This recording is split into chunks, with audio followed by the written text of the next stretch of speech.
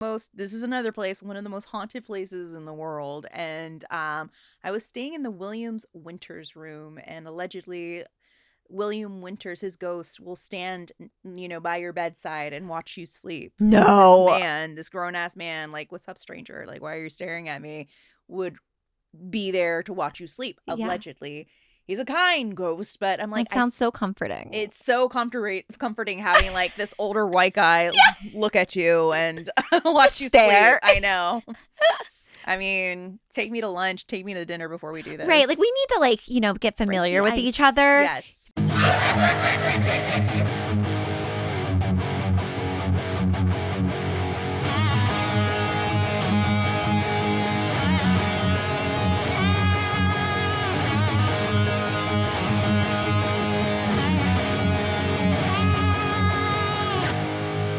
Hi, friends. Welcome to another episode of the Dammit Danii Podcast. And I am so excited, thrilled. I've been waiting for this episode. Like, I've been so excited to record this episode with you. I can't wait. So please let me introduce Tammie. She is from the Hollyweird Paranormal Podcast and all the other paranormal things that she's involved in. I mean, every time I see you online, you're literally doing something new in the paranormal world. Can't stop, won't stop. You literally are doing all the things, and I love it. I absolutely love it. Thank You're you. going to all the events.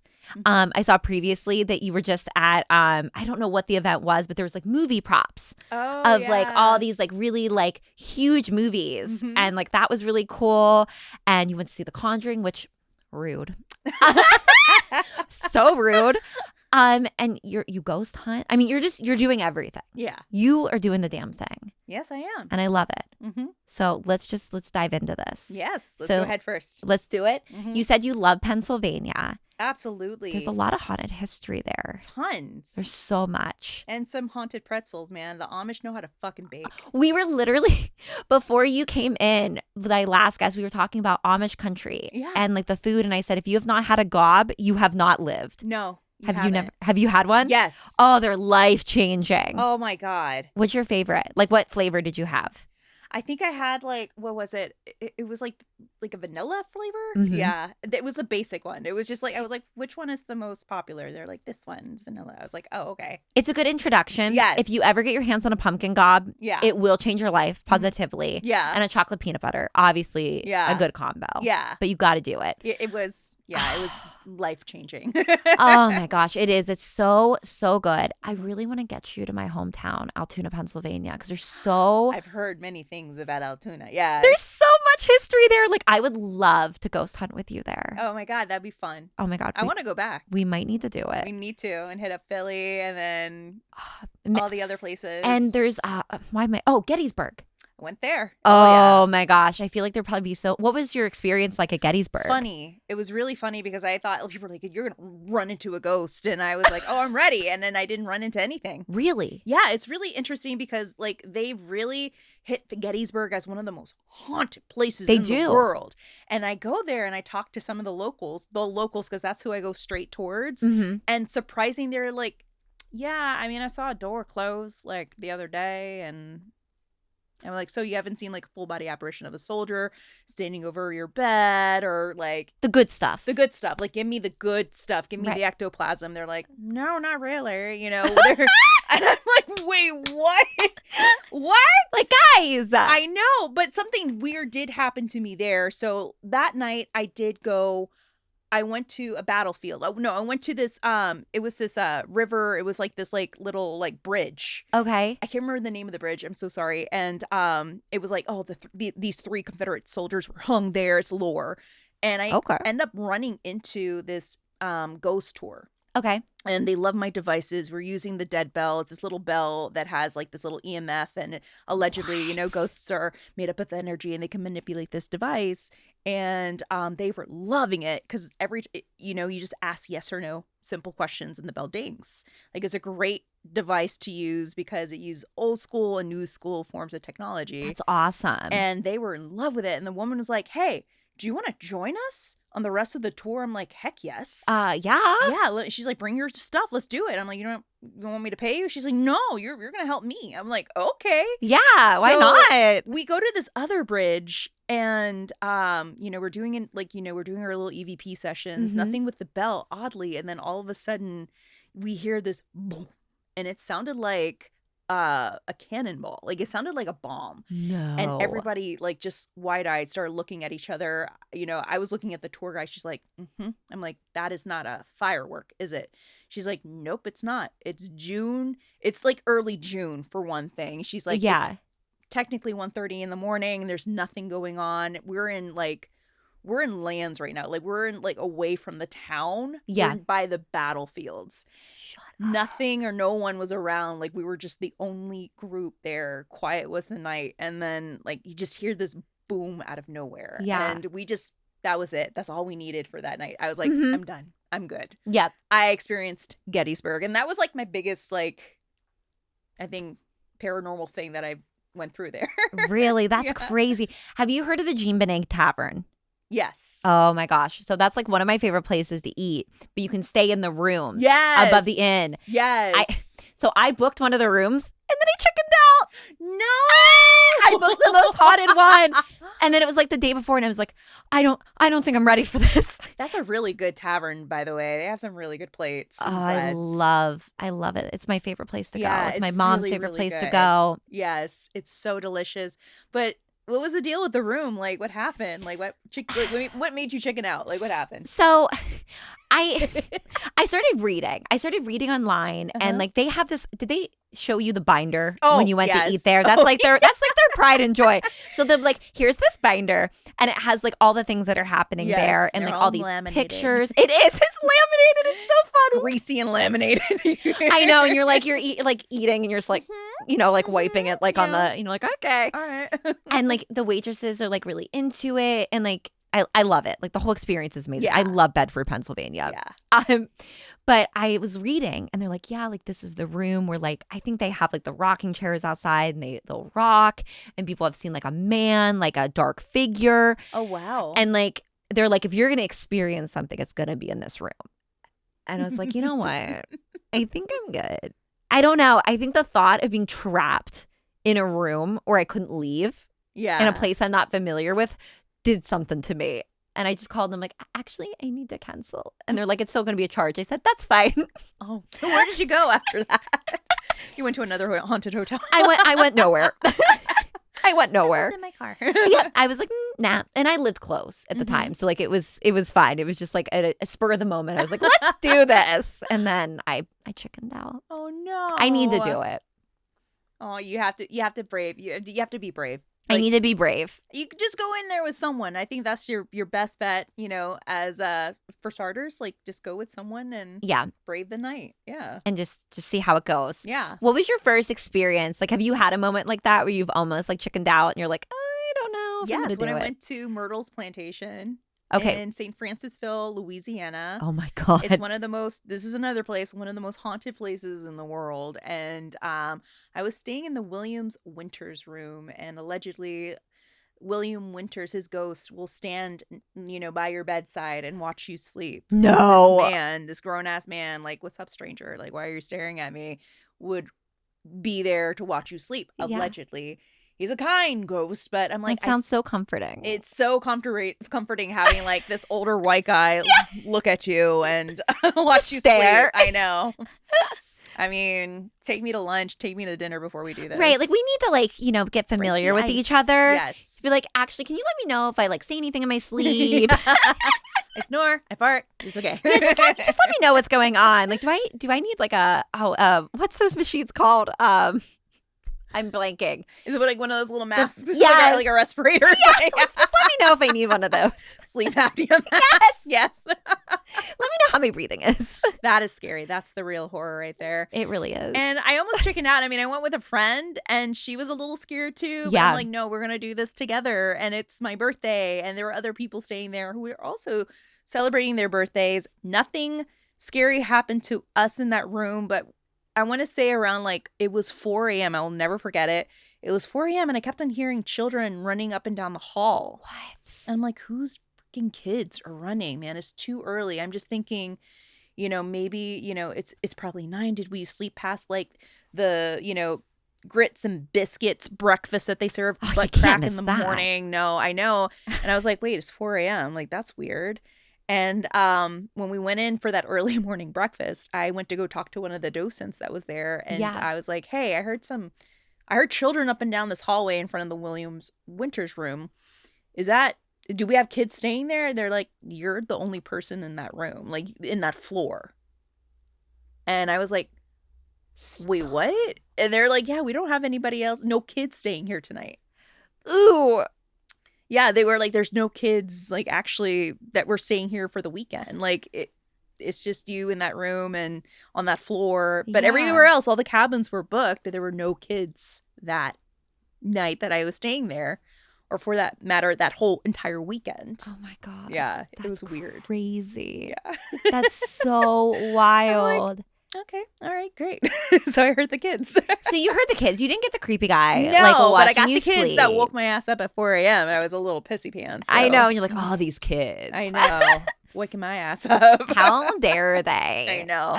That was the real haunting right there. It was just waking me up from my really good nap. Because I was in and out of sleep the whole time. I'm like, is this guy going to be standing on the foot of my bed? Like, what's going on? Did you have a plan? Or were you like, what are you going to do? Like, when that happens? Like, were you like, I'm going to talk to this guy? Or you're like, I'm just going to acknowledge it and go back to sleep? Mm-hmm. Did you have is that? Yeah, I was going to like wake up my friend and just ask her like, am I fucking dreaming or is this really real? And then we were just going to run, grab wwhatever we could and just hit the door, you know? Yeah. That was it. Yeah. And just throw something at him, light the whole place on fire. I don't know, but we were just. I think it's a solid plan. Yeah.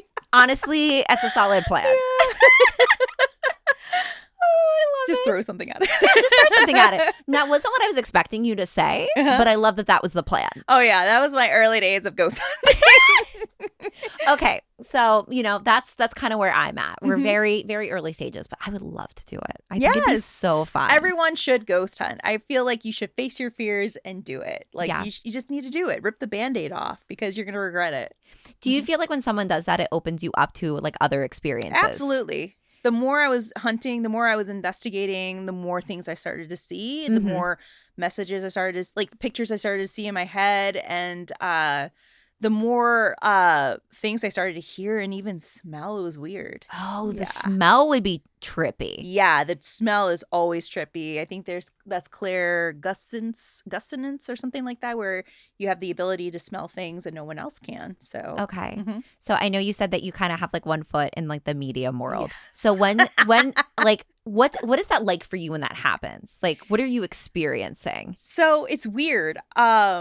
So yeah, when I went to Lilydale, which is one of the most spiritual towns in the world, like in the U.S., it's a town that was built by free thinkers and spiritualists. Okay. And in order to live in this town, you have to be a psychic medium. And there is one of the best mediums that lives there is Lisa Williams. Okay. And her grandmother used to read and was the psychic for Princess Diana. She's the real deal. Like, she has, I'm sure, half of the royal family on her own. And even the Osbournes, too. Like, she knows them very That's all well. I needed to hear. Yeah. That's all I needed. And I remember her. She had a really good show. She even read for the Kardashians when she was here. She used to live in L.A. And, well, my friend Tawny Lewis, who is another medium, is really good friends with her, studied under her. We went out to have dinner. And Lisa, you know, told me, she's like, yeah, you are very sensitive. Like, you have no idea that you have mediumship abilities. I'm like, no, I don't. I'm not a medium. Yeah. I'm not a medium. And then I go to an investigation. I'm like, why do I see this man over here? And why am I seeing pictures of like a clock, a uniform, a gun, all these other things? So these things start to show themselves in pictures like in my mind. Okay. And even like my friend Tawny would like ask me questions and I'm like, yeah, I see this woman. And she's like, what is she wearing? I'm like, white.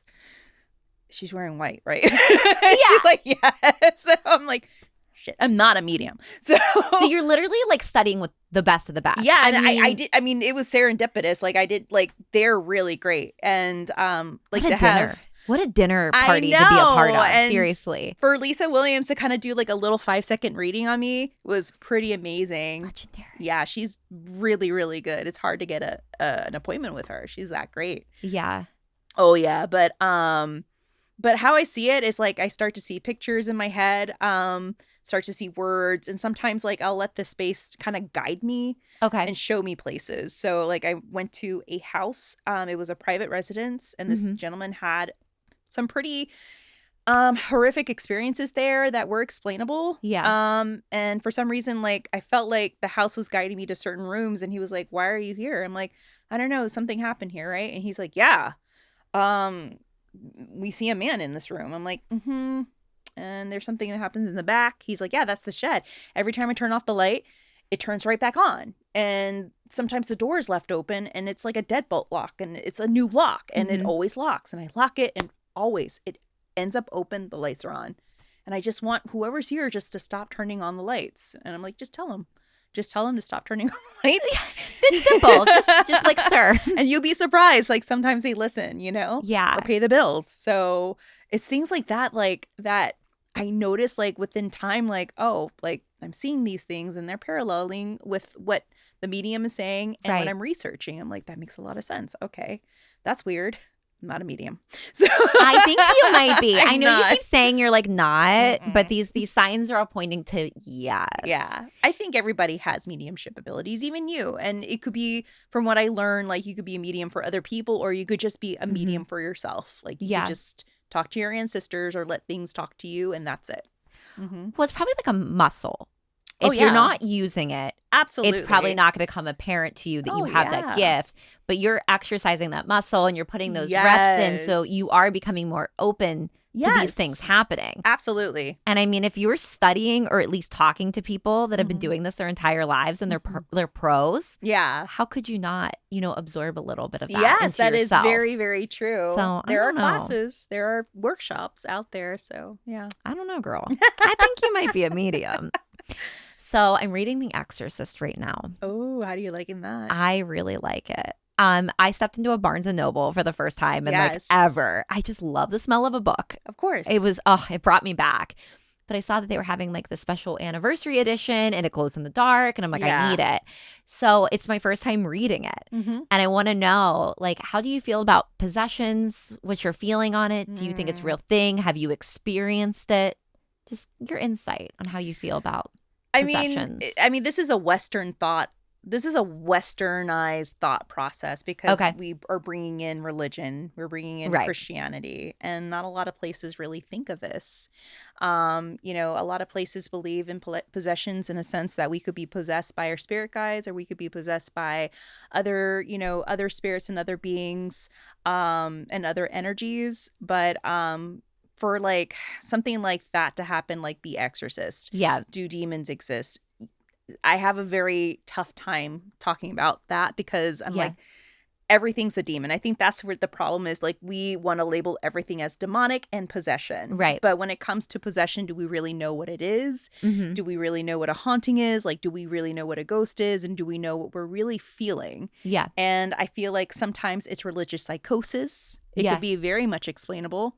And also just, I feel like at times it could be mental. Right. Like, I feel like somebody is probably going through a mental crisis. And it's no wonder why now parapsychologists are asking psychologists to come with them to do interviews with certain people in certain, places and haunted homes, because they have to make sure that, they're screened and that they're not going through a mental crisis. That's just how it is. Yeah. But I mean, I've spoken to people who have been in situations of they have been a part of exorcisms. Okay. And I've heard the stories, and the real ones are the ones that go through they go through the Vatican, they go through the church. So there is a chapter that if you do want to have an actual exorcism, because if you're just going to have like Joe Schmo from some podunk town says like, I could do like an exorcism for you. He gets his snakes. He's like, let's go, guys. Let's do this. You're cured. That's it. I'm going to go. He's got a rattle. He's like, I'm ready. But from what I was told by a friend of mine is that he was actually invited to be a part of an exorcism. So he's based out of the Midwest, and he was telling me that, I was asked to be a third-party non-associate. Like, what does that mean? Yeah, what does that mean? I'm not Catholic. I'm not Christian. I'm no religion. So they asked for a third party, kind of like a security guard, to come in and oversee the priests. And these exorcisms are actually called upon. They're approved by the Vatican. They're approved by the churches. So the church that he was going through was the Church of the Sea. Okay. And the person that was getting the exorcism went through, I want to say, 6 months of screening with a psychologist. Oh my gosh. The priests have to go through a 6-month screening. He had to go through a screening as well. Everybody has to be screened by a professional. Okay, so the Vatican, the church goes and reviews, the paperwork, and they're like, yeah, this person is showing signs of possession, and we need to conduct an exorcism. And then he told me that the exorcism was done in this house that the church owns, and there's nothing in this house. There's barely any furniture. There's barely any doors on hinges except the door in the bathroom. There is a bed where the person is laying, and this is where it gets a little scary. He's like, the priest before the exorcism told him, there's going to be a point where you're going to feel like you're going to die. What? You're going to feel like death is going to happen to you, and you're going to have to push through it. And that is towards the end of the exorcism. You're going to feel it. And, just don't talk to it. Don't look at it. Don't, acknowledge whatever it is telling you. And you're going to be fine. And he's like, what did I get myself into? That's a heavy thing to even hear. It's very, very heavy. Oh my God, so, I can't even imagine. He goes through this process, and there is a point where the person who is being possessed looks at him and tells him something that happened to him in his childhood. No. That no one knew. And he was like, how did you know? It was very personal. He's like, how would this person know? And the way that he said that the person would contort their body. Another thing was the language, like they were speaking in tongues. So it was very, very, very weird. He's like, it wasn't normal. Yeah. And of course they were, doing the exorcism. The priests are, praying, they're reading the Bible, they're throwing the holy water. And there's the point where it's like, he's like, I feel like death was approaching. I feel like I am going to die at this moment. I'm going to die. And then poof, it just like became very light. And he said that these things can be anywhere between like a day to several days. And That's what I was going to ask. How long? I think he was there for maybe a day and a half. But I mean, he was like, that was really intense. And of course, we had to be screened. So after the exorcism, they have to go through a screening. Okay. So that is when someone tells me like, oh, I'm a demonologist and I'm an exorcist, I'm like, okay, what chapter of a church do you go through? And how do you follow up? Fascinating. How do you follow up with the people that you exorcise? Because some people will say that and then they just like do the exorcism and then leave. And I'm like, but what is the takeaway? What do you do to follow up? Like, right. What are the precautions that you take? So that is something that I'm like, I don't know. I think people like to label themselves as such and label something as such. And we really don't know what it is. And we truly, in the end of the day, don't know what we're truly dealing with. Yeah. But I think for one person who is trying to ask, well, how do you know you're being possessed?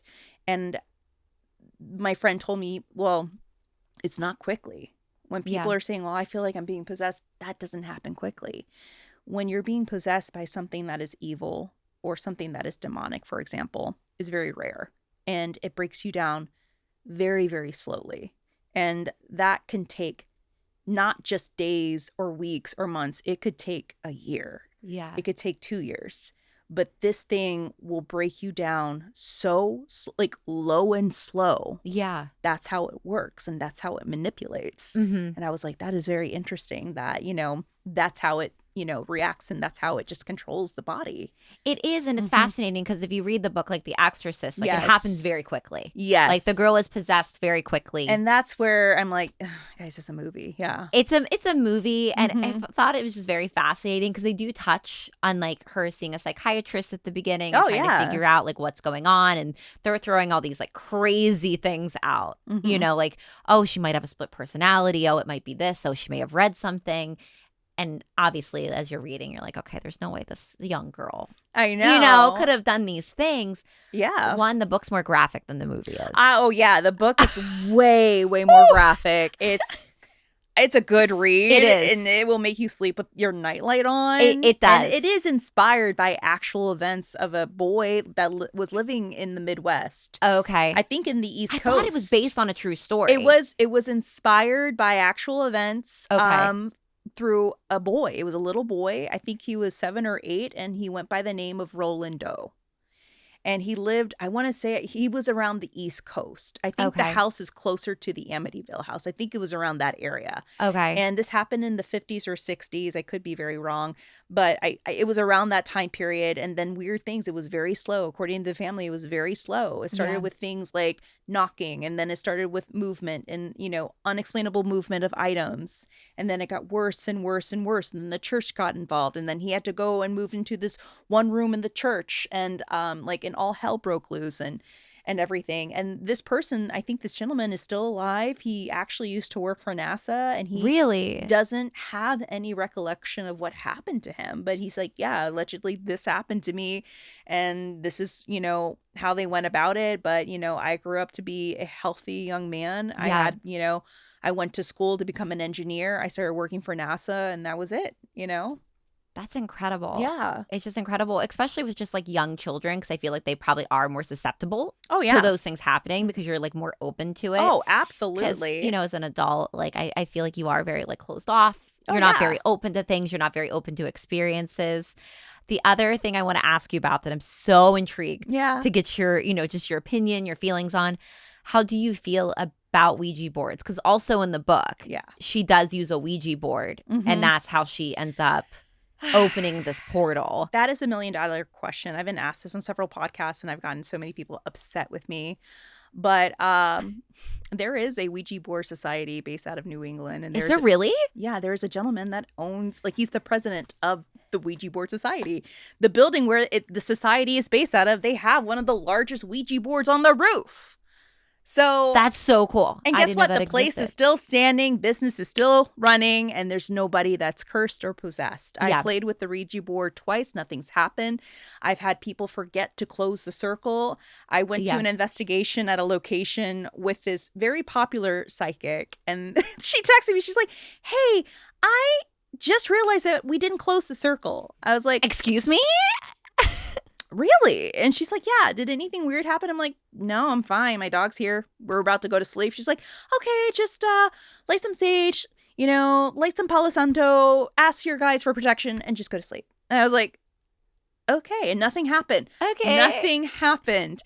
But I mean, I've heard stories, from people where they've had some pretty bad experiences. But here's the thing, about Ouija boards. I think it is, a device that is used to communicate with spirits, but they're the same thing as using a tarot deck. Mm-hmm. They're the same thing as using a pendulum.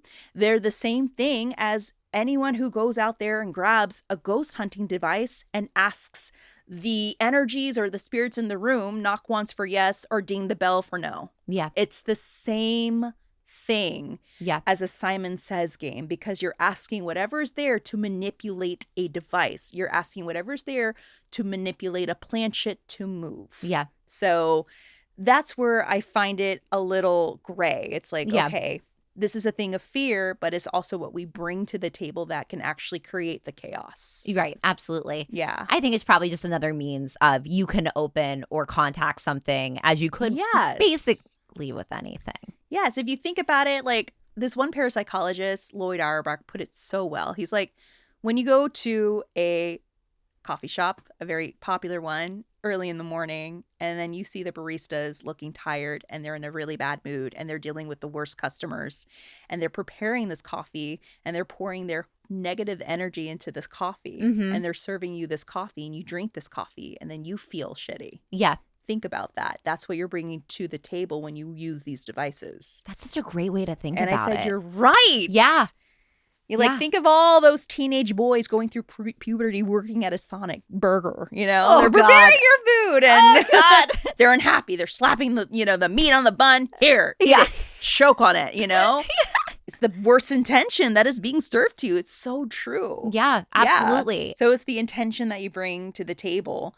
And it's like, if you're going to have fear, you're going to bring fear and it's going to create chaos. So that's my feeling about the Ouija board. I mean, is like the paranormal and our beliefs in ghosts is like, when it comes to the paranormal, it's very subjective. Yeah. Because we're never going to have the answers. Right. And the people that scare me the most are always going to be the living and the people that claim that they have the answers, because no one really doesn't. No, not even Zach Bacon. So Not even the Baggins. Not even Mr. Zach Baggins himself. Right. Who literally owns every artifact I've ever seen in my life. And he's still living. And he is still living. If that man is living, you're going to be fine. You're going to be fine. He's living. He is living in his abundance. Like, he cries all the way to the bank, if you think about it. Literally. He really does. So he literally does. Like, the shit that he has, like, in the museum, like, I'm just like, the fuck you money that you have to that just is have, so true. Just to have all this shit. Like, he's literally the fuck you money. It is. It's like he has the best collection I've ever seen in my life. He really does. Because he can curate it. He financially can do that. Yeah, it's like Ed and Lorraine's Haunted Museum and their artifacts. Yeah. I would die.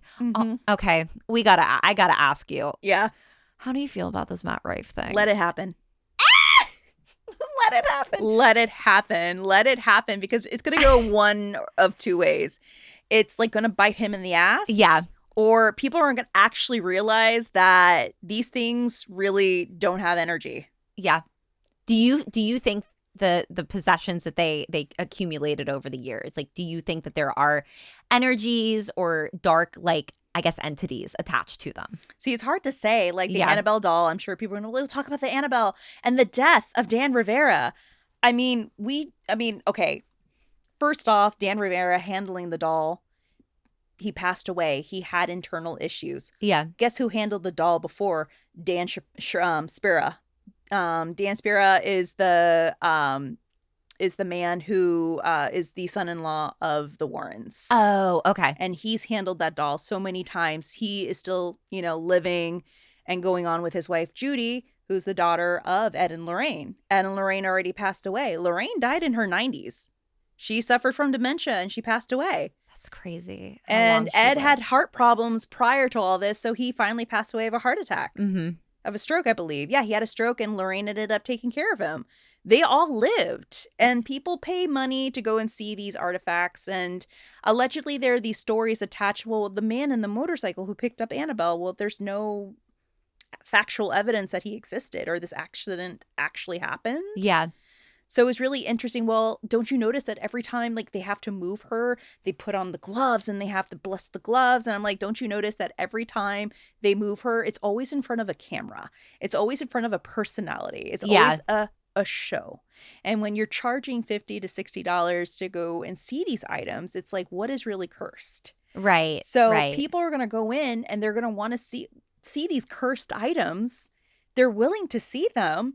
And then they're going to go home and realize they're really not that cursed. Right. If you think about it. Right. Like, what? And that's kind of been like my thing is like, I guess like my like questions have been like, does dark entities really attach themselves to a doll that's living in a case? Yeah. That's just waiting to erupt. Like, somewhere in one of their books, I remember Ed even wrote, no doll or toy can go through a possession. Mm-hmm. Which is really interesting. I was like, oh, okay. So then how does... Yeah. Because you've heard of Robert the Doll, right? Oh, yeah. And that's what Adam and I talked about because oh, yeah. I asked him like how he felt about that. Like, Oh, yeah. Where is he located in Key? He's in Key West. He's in Key West. And I actually know the gentleman that used to take care of him, that used to be his handler. And he's fine. Yeah. He's fine. Like, he says, yeah, the doll's very haunted, is very interesting.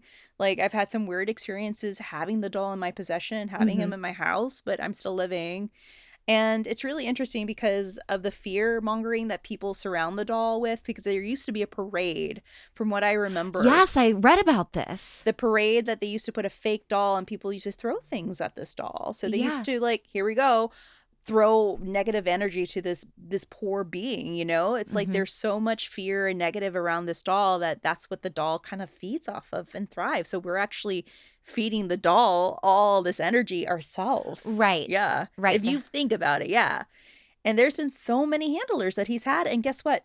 They're fine. They're all alive. They're all alive, because I've asked, I think his name is Robert Unglin or something like that. I have to go back in my notes. But he would host a lot of the ghost tours there, and he used to be the handler. And he's like, yeah, I mean, a lot of the people that handled him, they're fine. They're still living. Yeah. They're working. They're still living in Key West. I really wonder if it's the intention that you have with something. Yeah. Like if you're picking this thing up or you're taking care of it and you have the best intentions. Yeah. And you're not trying to harm it, you have a good energy towards it. I wonder if that's what makes the difference. Oh, absolutely. Absolutely. Like the handlers have the best intention when they handled Robert. Right. They handle him with care. That's all it is. They're not throwing things at him. They're not fearful. They're like, we just pick him up, handle him with care, and go about our day, and that's it. Right. They're not like spitting raspberries at it. No, being like, or cursing at him. So yeah.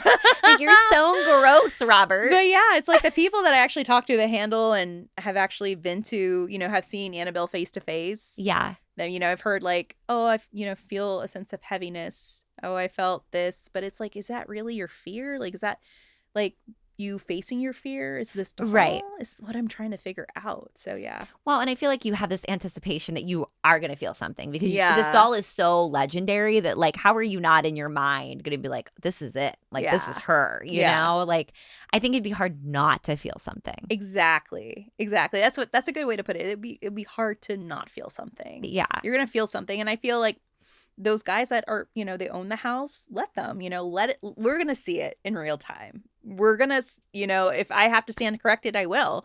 But I feel like that's where it's going to go. Like, it's going to bite Matt and Elton in the ass, or we're all going to realize that it's just hype. So, yeah.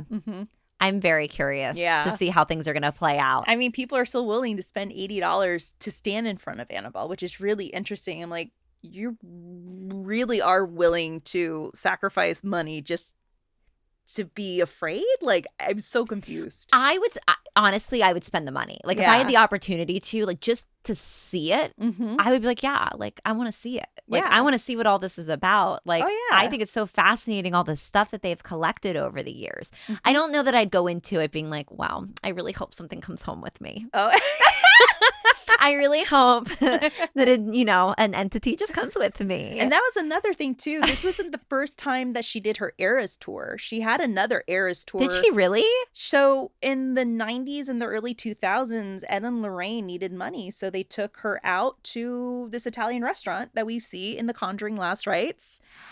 And this is a restaurant in Connecticut. And for $125 or $150, you can have a bowl of pasta and sit and chat with the Warrens and actually get to witness Annabelle out of her case.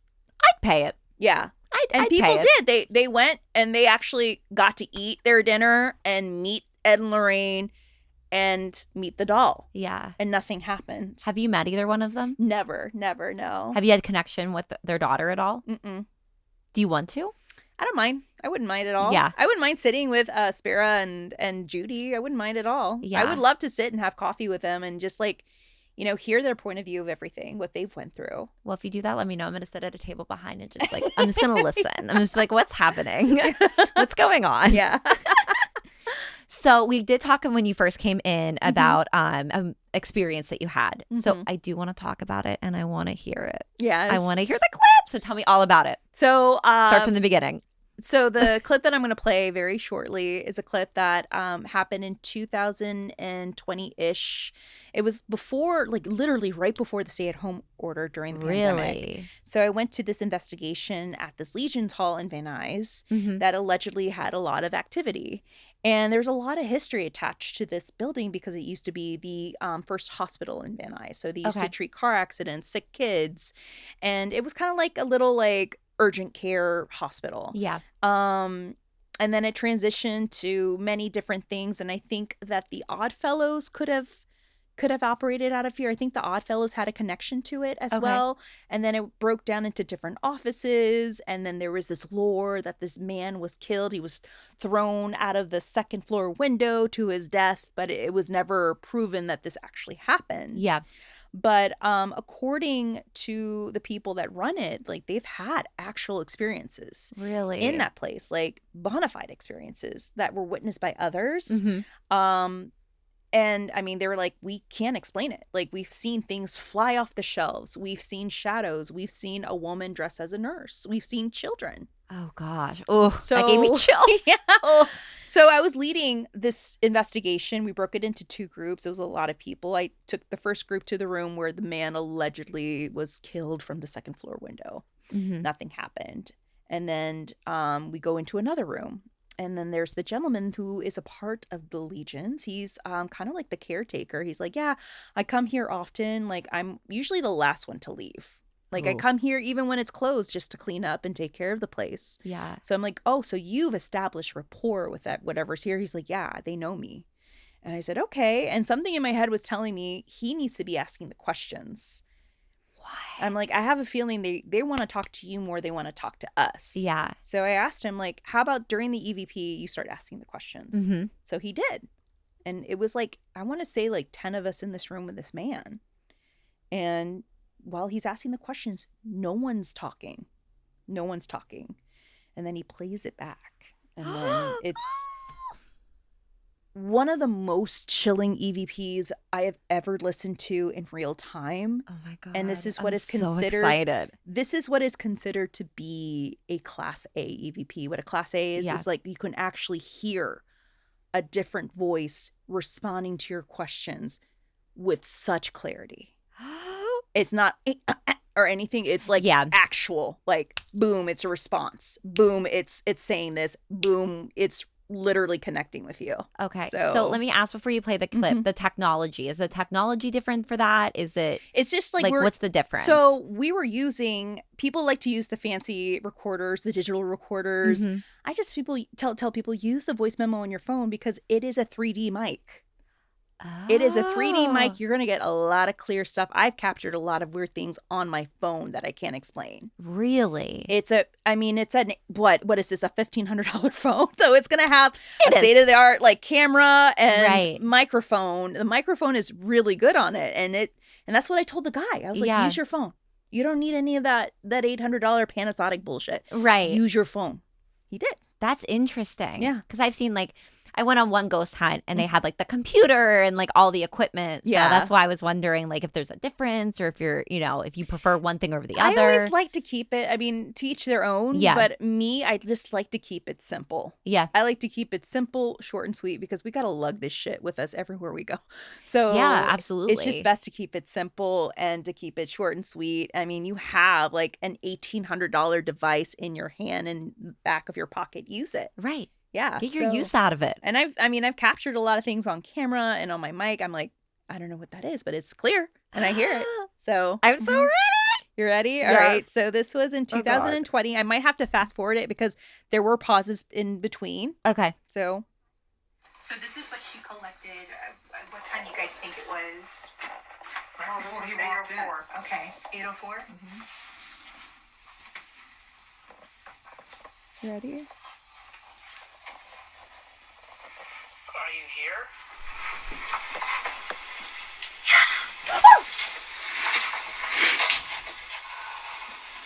It gets better. Who are you trying to contact?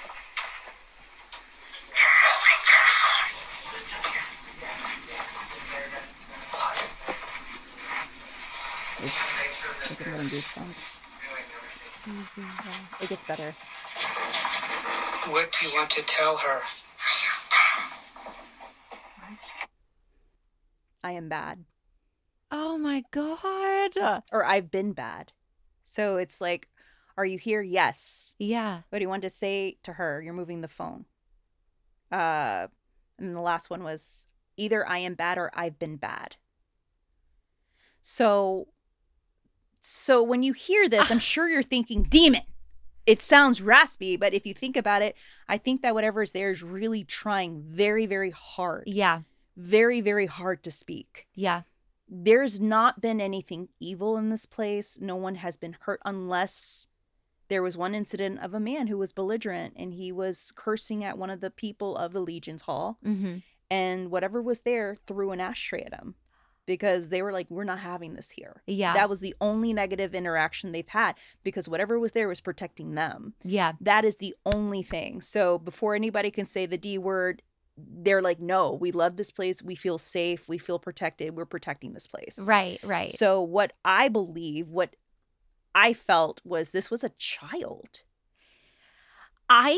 It's funny because like when I first heard it, like I had like a reaction where I was like, oh my God, because I don't think I knew what to expect. Yeah. I don't think what the voice or the sound or what it may be like obviously I didn't know what it would be. Yeah. But it does sound desperate. It sounds desperate. Like, I'm trying to tell you something. Yes. And he's even said it too. He's like, I've heard the pitter patter of like I have children and I know when they're running. Yeah. And I hear that. He's like, I'll go from one room and I hear I'm like, oh my God. And he said there was one evening where he was alone. Yeah. And he was in one of the rooms. There was a table and he could see like a little head bouncing.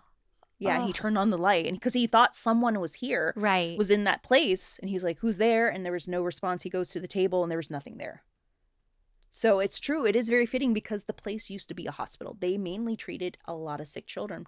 Could it be possible that someone got really, really sick and passed? Yeah. Could they be still there? Or maybe, what I like to think of as a haunting is maybe it's not someone who has died, but what if we're going through a weird time slip? What if we're looking at them in their real time and they're looking at us in their real time? Yeah. Yeah. Those are things that I always wonder. Like, and there's been stories, there's been documented cases of people who have gone through a weird time slip.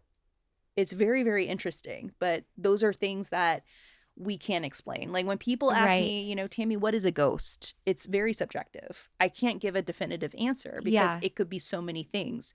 If you want it to be weird, we could be weird. We could say, oh, it's a discarded ancient, meaning it's a lost soul. It's a soul that belonged to a living person. If we want to be scientific, it could be geomagnetism. It could be the magnetism of the earth rotating, If we want it to be even more woo-woo, we could think of it as being, extraterrestrial, right, or from a different parallel dimension. Is it something interdimensional that we're really dealing with?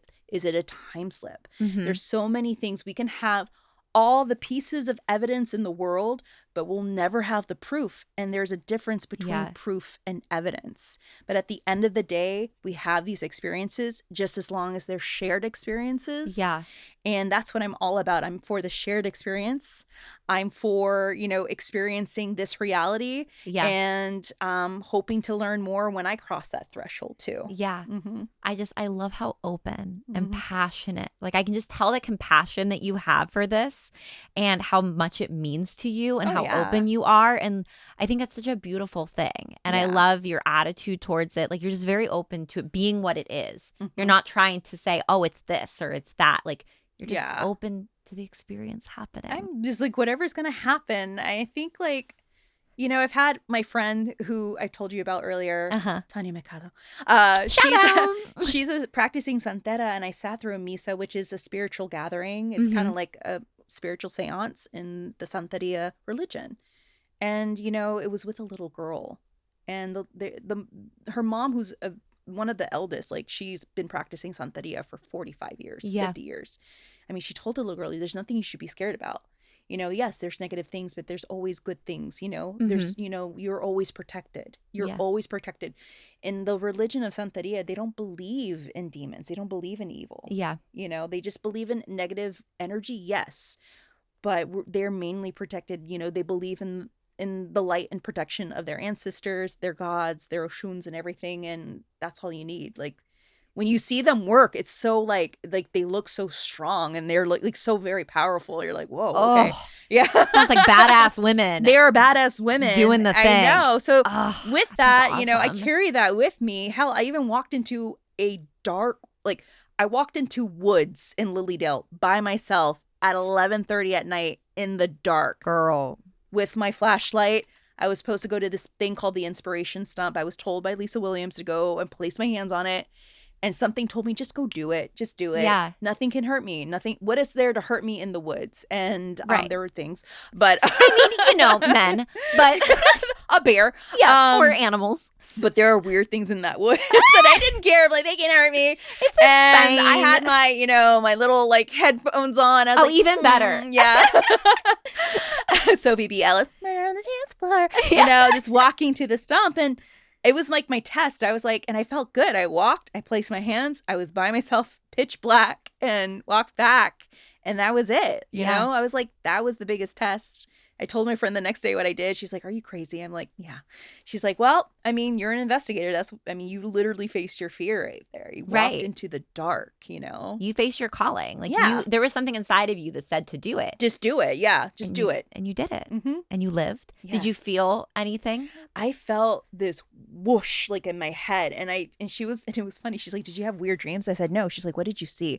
I'm like, I saw a woman following me. She was in a white dress, though. Yeah. But she was just following me. But I felt that whatever was there was watching me, but they were more inquisitive. She's like, you got it right. You're a medium. I'm like, no, I'm not. I think you are a medium. I think you just need to accept it.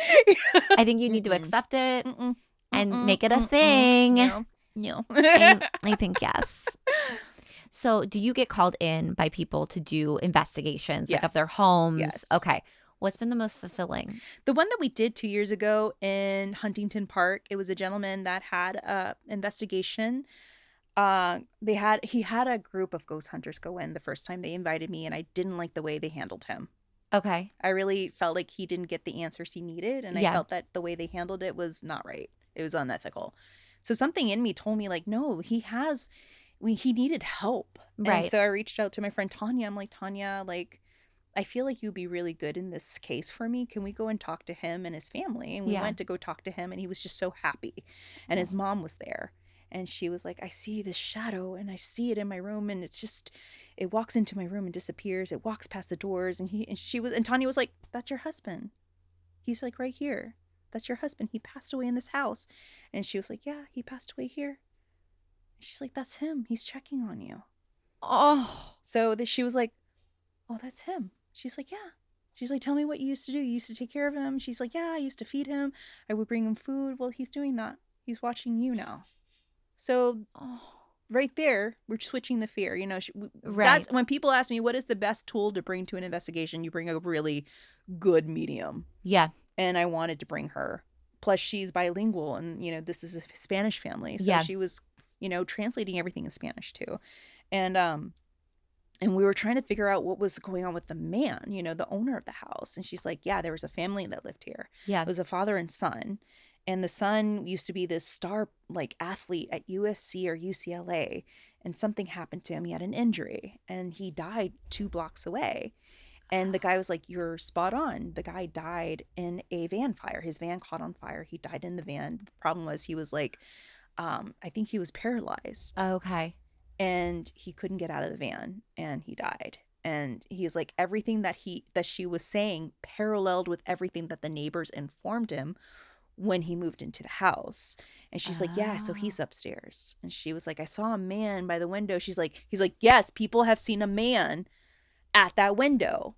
And she caught a child. She's like, it's a combination of the land. It's a combination of the people that lived here. Yeah. It's a combination of so many things. And she instructed him on what to do. There's a practice in Santeria, like, of how we appease the spirits. You leave a glass of water. You leave a white candle burning. You give them light. You feed them purity. You give them something to do. And she gave him homework. That was the thing. Yeah. And that's what I liked. And they got answers. Right. They got something. And comfort. Yes. And they understood. They understood it. They're like, this is not going to go away. Right. Like, this is something that we can't just, like, push out. Like, they're here to, you know, coexist with you. And you're going to have to give them jobs. Yeah. And you're going to have to tell them it's this way or no way. Yeah. So we followed up with him. I followed up with him 3 months later. And he said that he did everything and that it really calmed down. Everything calmed down, that people were a little more comfortable in their spaces. Yeah. So now they know what it is. And that's what it should be. That's what it should be about. Yeah. And that's incredible. Yeah. And I think it takes people, and I think could be 2 ways here. Like, you do have people that are like, I'm a demonologist. I do this. Yes. And maybe you're in it not for the right reasons, but kind of for the shock or the thrill, or let's see something. They're just there to collect content or whatever, and that's fine, you know? That's fine. If that's what you want to do, is, you know, go in there with a camera, get content. But I'm just here, like, I really want to help people find out. But this is like a deeper layer. Yeah, it's a deeper layer for me. Yeah. Yeah, because I want to know what's going on too. I want to know the truth. I want to know the answers. But like I said, I don't think we're ever gonna learn. But yeah, I think that's part of our job as investigators, is like, we have to follow up. We have to make sure that whoever, is dealing with this is, dealing with it appropriately, that they're safe, that, they have something to go off of. Right. At least. Right. Mm-hmm. So it is, and that's the thing. It doesn't just stop.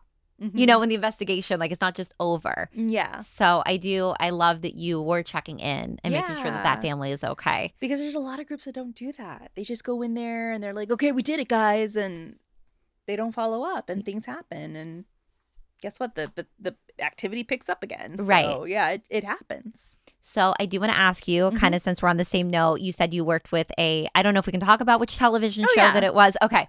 So she worked with Ghost Adventures. Yes, I did. And as you were you said you interviewed people for the show, right? So I didn't interview them. Okay. So I worked with the writer of Ghost Adventures, which is Jeff Belanger, and I worked with their producers. And the story is that a lot of our listeners were noticing that Ghost Adventures may have been copying off of our episodes. And I was like, nah, that can't be. I mean, we were just a little, shot in the dark podcast, whatever. And they're like, no, girl, have you seen the seasons? And I'm like, I went on Discovery. I'm like, that is a coincidence. Yeah.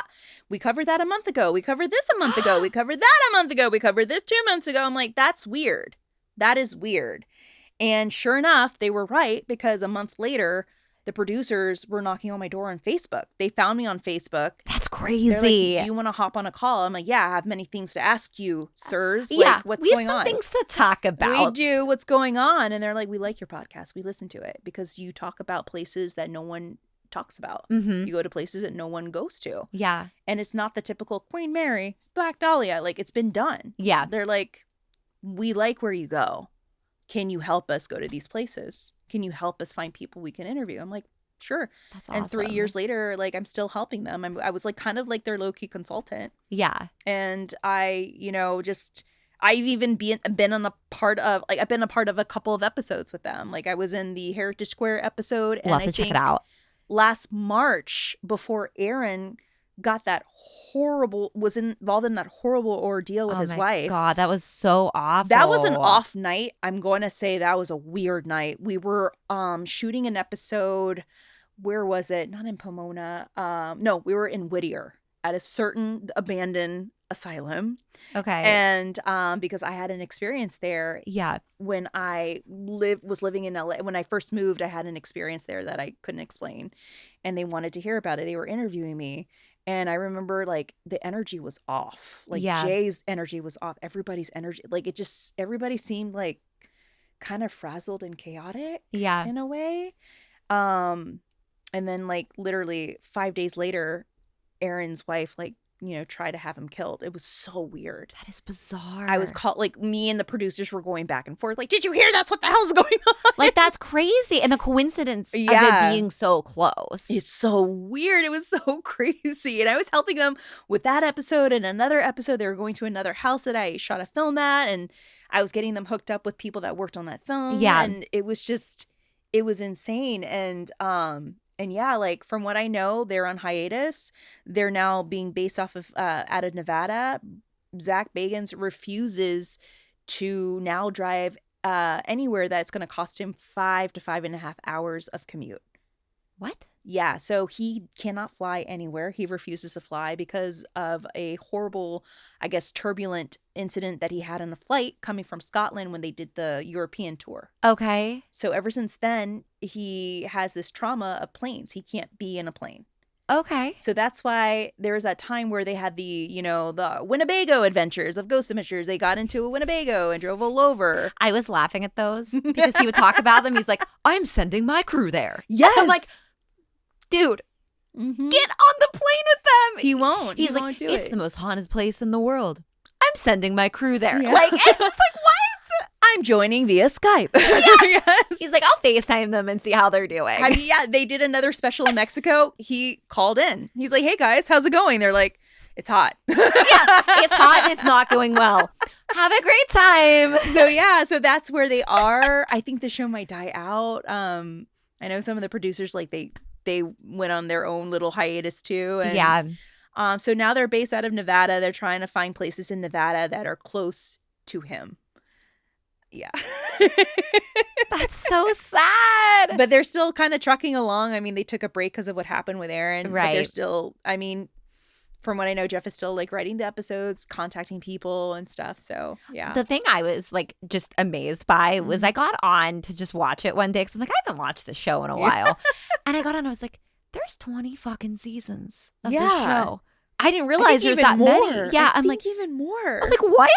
Yeah, but I mean, he did it. He did it. He did it. You know, I do tip my hat to him because he really made this whole entire thing mainstream. He did. Yeah. He did. And like, to him. I laugh at him because I think he's just a character. Yeah. But like, he did it right. He did it right, and he laughs all the way to the bank. He does. People make fun of him, Yep. when they hate monger him, it's like he goes to the bank, guys. Like, you send him to the bank. You do. Yeah. Yeah. He's able to buy all these crazy artifacts Yeah. that are just wild. Before we go, Mm-hmm. do you have a damn it moment you'd like to share with us? Yes. Yay! Damn it. I was at Waverly Hills Sanatorium. Okay. And you know, it's one of the most haunted places in Kentucky, in Louisville. And I was in one of the, like, I was in the morgue. I was laying down in one of the things. Oh, good. I was laying in, I was like, and then my mom calls and I answered the phone and she's like, where are you? I'm like, I'm laying in the morgue, Mom. She's like, híjole, we puta, Tammie, what are you doing? And I'm like, damn it, I shouldn't have told her that. Damn it. No. So, yes. So everyone that was around me heard like a Spanish woman. They're like, whose phone what is going on? Because it was an investigation. I'm like, it's my mom. I told her where I am. She's pissed. So She's not like happy that I'm like laying in a morgue right now. So I had to like get out of the morgue, get out of my investigation and talk to her and calm her down. I'm like, Mom, it's fine. She's like, where are you? What's wrong with you? Are you alone? I'm like, I kind of was, but now I'm not. So, I mean, technically, I don't know if I'm alone. So like, you may or may not be alone. Exactly. I think she gave the ghosts a show. Yeah, the ghosts are probably LOLing, honestly. They were. They're probably loving it. They're Hearing like, her put her curse in on Spanish. speaker. I know. She was funny. It's so funny. Oh my God. Yeah. What are the chances that you're just Exactly. laying in the morgue and your mom just gives you a call? I know. I'm banned in work. I'm like, hey, Mom, where? I just thought I could be funny. And no, she took it seriously. She was not amused. No, she was not. She was not happy. She was thought not it amused. funny. Yeah. I think it's hilarious. Yes. My mom would have freaked the fuck I out. shouldn't have answered, but I had to because she was worried I was traveling. She's a you gotta Spanish make mom. sure. Yeah. You gotta check in with her, make sure everything's cool. And that was not good. That was not good. I heard it the next I heard it for 2 days. So I'm surprised it was only 2 days. Yeah. Like, I'm surprised it doesn't still happen. I had to show her this pictures. day. Mom, I'm fine. I'm not alone. I'm with people. It's okay. Everything's great. Look, I'm fine. I'm not holding a ransom note or anything. Like, everything's good. We're good. Everything's all right. Okay. Tell the people where to find you. Of course. You can find me on Instagram at Hollyweird Paranormal, along with Facebook at Hollyweird Paranormal. And you can follow my adventures on TikTok. I'm at Haunted LA Girl. And you can listen to my podcast, Hollyweird Paranormal Podcast, on Apple, Spotify, iHeartRadio, wherever you get your podcast fix. It's truly been a pleasure to have you. Thank you. Thank you so much for coming. It's fun. It's been amazing to meet you. I knew we were going to hit it off. Yeah, we are. Thank you so much for doing this, really. No problem. I sincerely appreciate We're gonna it. be friends. We are going to be spooky soul sisters. You and are I love going it. on your first ghost hunt with Oh my me. God, So. I can't wait. Yeah. Let's do it. Mhm. Let's do it. It's gonna be a life-changing experience. It is, maybe great for everybody, maybe not. But I'll provide some comedic relief, so it'll be great. It'll That's be all you need. It'll That's be so all you good. need. That's all. It'll See, be just come in perfect. with a personality. You'll be fine. Yeah, and the ghosts will just love it, or I don't know, they won't. We'll find out, or they won't. Thank you so much. You're very welcome. Spooky season is upon us. We're going to continue to have some spooky guests, and I'll see you guys next week.